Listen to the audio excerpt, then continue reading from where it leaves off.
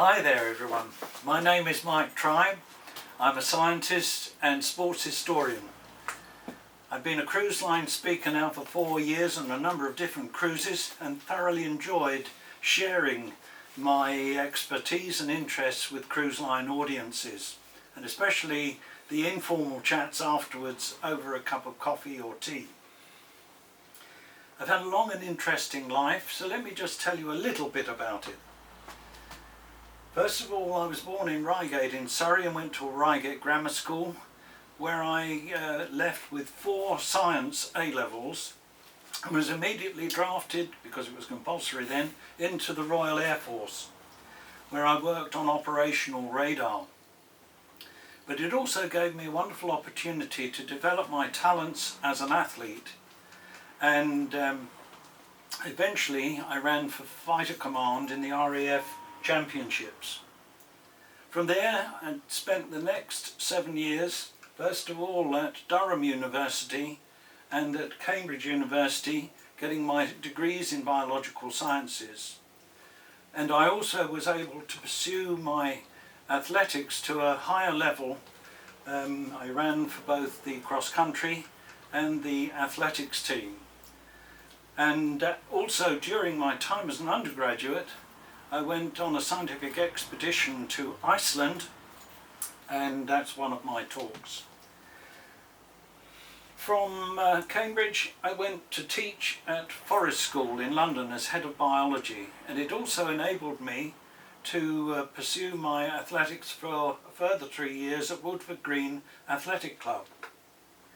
I was then in 1966 appointed to a lectureship in the biological sciences at the University of Sussex, a new university. It was very exciting. The man who appointed me was Professor John Maynard Smith, who was the Dean and a very eminent evolutionary biologist.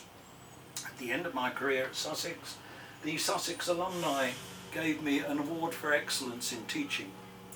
But during my career at Sussex, I also was seconded part-time to write some study materials for a new genetics course at the Open University.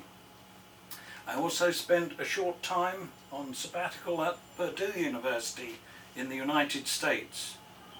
And a year later, 1978, I was elected a Fellow of the Royal Society of Biology. Did many other things, including some consultancy work for the British Council in several different countries. That's a brief review of what I've done. Now let me talk about the talks that I give on the cruise ships. I have some sort of 20 talks prepared, but I tend to select those and modify them for the particular itinerary of the cruise that I'm speaking on. Let me just give you an example. If I were on a Baltic trip, I would talk about the Nobel Prizes. The Nobel Prizes are amongst the most prestigious prizes that can be awarded for the greatest benefit to mankind. Alfred Nobel was a remarkable man in many ways, and he made his fortune from explosives, but became a fantastic philanthropist as well as a promoter of peace at the end of the 19th century. And his legacy goes on, and I talk about the 6 different categories of awards, about the ceremonies and about Nobel's life.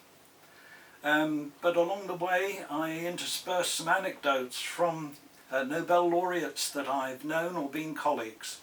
One of them is Sir John Gurdon, who had the most awful school report for science and biology.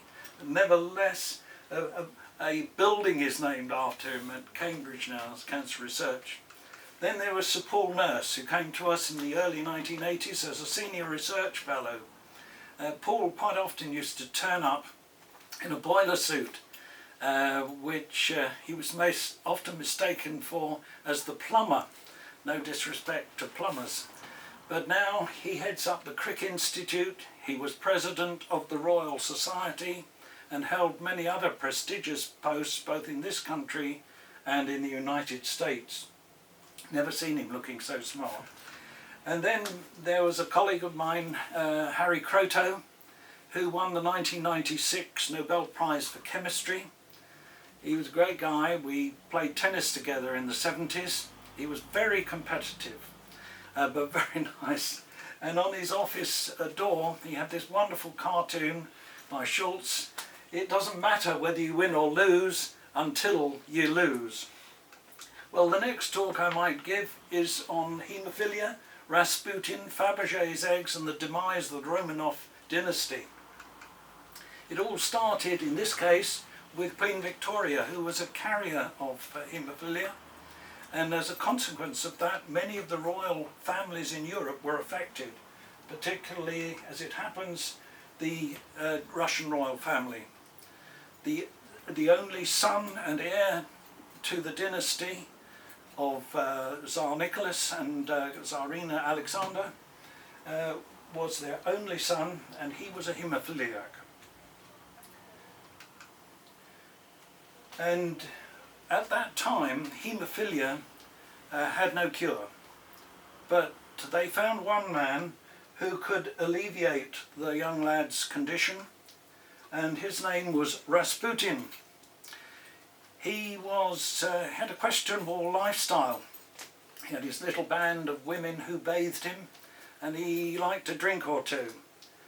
So he made, because of his influence over the Tsar and Tsarina, he made many enemies, and eventually it led to his violent and brutal death, although he was a hard man to kill.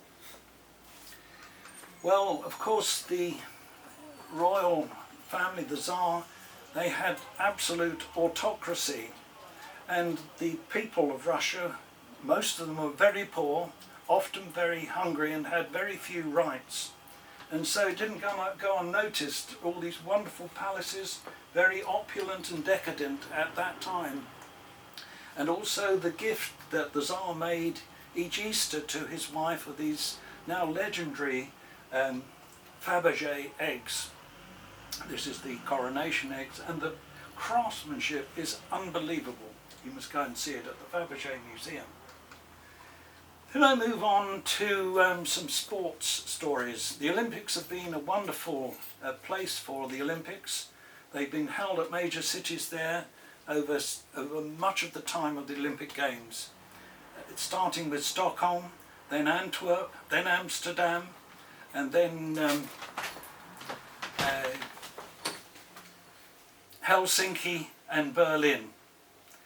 And one of the other ones that I'm give a particular talk to is the Berlin Olympics, the highly controversial 1936 Games, often called Hitler's Games.